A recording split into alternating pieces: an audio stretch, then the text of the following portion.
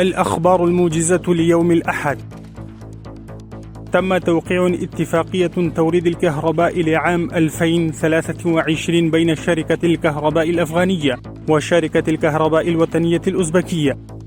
بدأت وزارة شؤون الشهداء والمعاقين تدريب الأيتام والمعاقين في 4 مهن مثل الخياطة وإصلاح الهواتف المحمولة وإصلاح الكمبيوتر وإصلاح الأجهزة الكهربائية.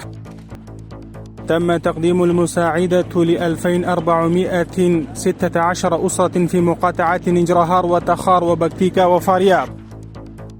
يقول مدير دائرة الإحصاء والمعلومات الوطنية بمقاطعة بغلان مولوي قل رحمن رحماني إنه جمع 22 مليون و100 ألف أفغاني من توزيع بطاقات الهوية الإلكترونية في العام الماضي وسلمها إلى خزينة الدولة.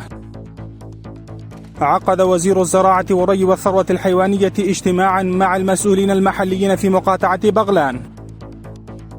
بدأت وزارة شؤون الشهداء والمعاقين تدريب الأيتام والمعاقين في 4 مهن مثل الخياطة وإصلاح الهواتف المحمولة وإصلاح الكمبيوتر وإصلاح الأجهزة الكهربائية.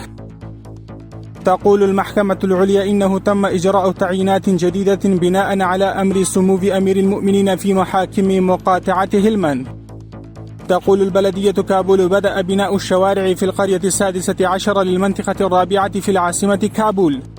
تستثمر الصين في تفعيل محطة طاقة تعمل بالفحم بقدرة 500 ميغاوات في أفغانستان.